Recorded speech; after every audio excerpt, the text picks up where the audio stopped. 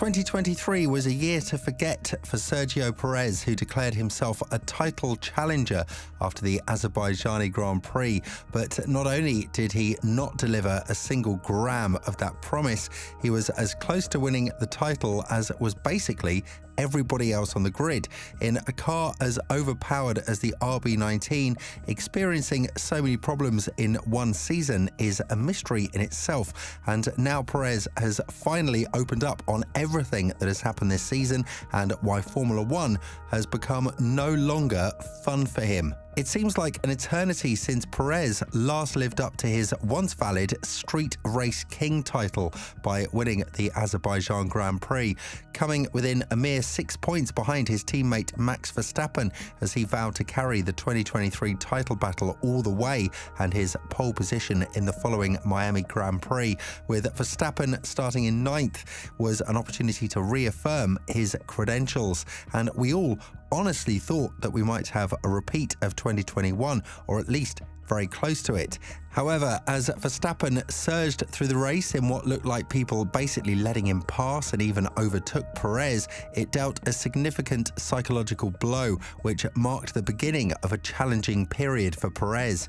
He encountered car issues from the Barcelona Grand Prix onwards, missing Q3 5 consecutive times. Although he broke the streak by qualifying 9th in the Hungarian race, it was considered a major setback for the driver, who was one of the two lucky people to drive the most dominant car in recent years. Despite having a contract for 2024, the pressure on the Mexican intensified, especially when Daniel Ricciardo replaced Nick de Vries on the sister AlphaTauri team, seemingly testing him for a potential return to Red Bull. Perez reached a breaking point during the Qatar Grand Prix, appearing lost and lacking confidence as he finished 10th, more than 80 seconds behind Verstappen, who secured the championship.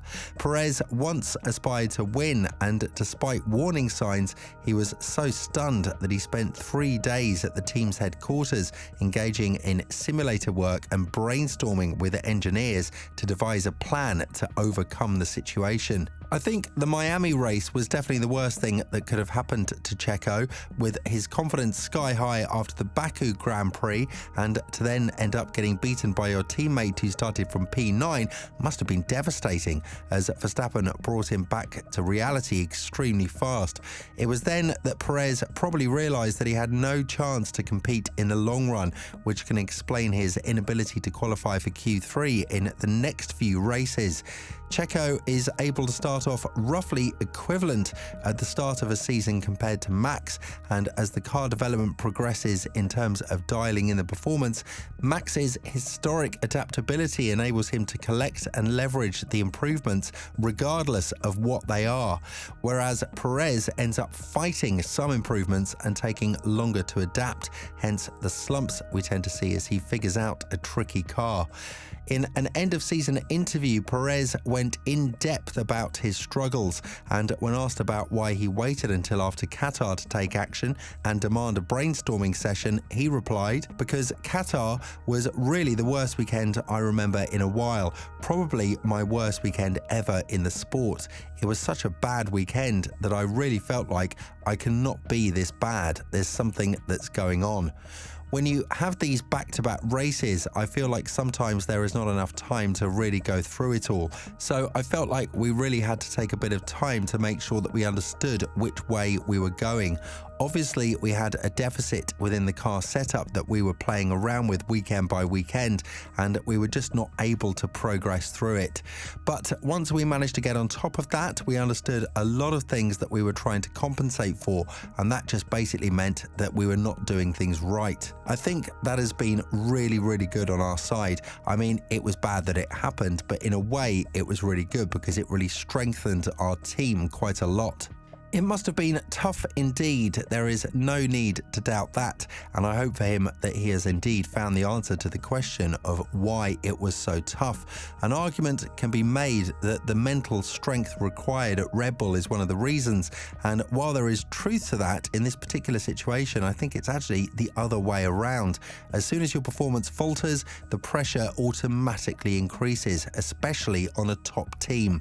Checo has shown that he knows how to drive on a number of occasions, so perhaps all he needs is the help of a really good sports psychologist to help him to understand how to keep it going from the first to the last lap, as constant comparison to Max does more harm than good.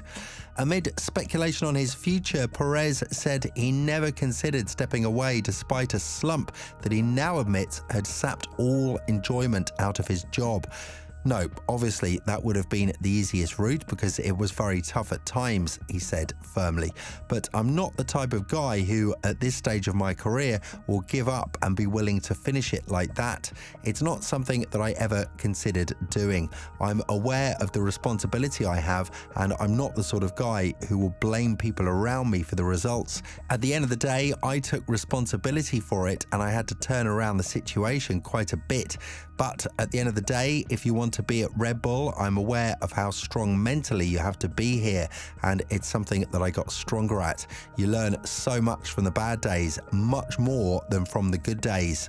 Taking just one podium in the final third of the season in Las Vegas and finishing on half the points tally of Verstappen, Perez is aware he still needs to find more over the off-season, but he feels that the way he managed to steady the ship after Qatar was encouraging for 2024 and insists he came out stronger of this whole ordeal, which is really good to hear, but we are yet to see if that's the case, of course, come next season. Alex Albon was asked about a similar thing on a podcast a week ago. Basically, nobody can deal with such a knife-sharp front end like Max can, and you, as his teammate, look at his data and just ask yourself how he's doing that, putting self-doubt in your head. And because Max is such a perfectionist, he wants an even sharper front end. He wins races, so Red Bull, of course, is going to give him what he wants. And Max does even better the sharper the front end gets. It's the self-doubt that comes from you, Max's teammate, not being able to do what Max can do with such a sharp front end. Max sets up the car and drives in an atypical way that other drivers just can't do. Just look at Gasly, for example. He left Red Bull for AlphaTauri and immediately looked better.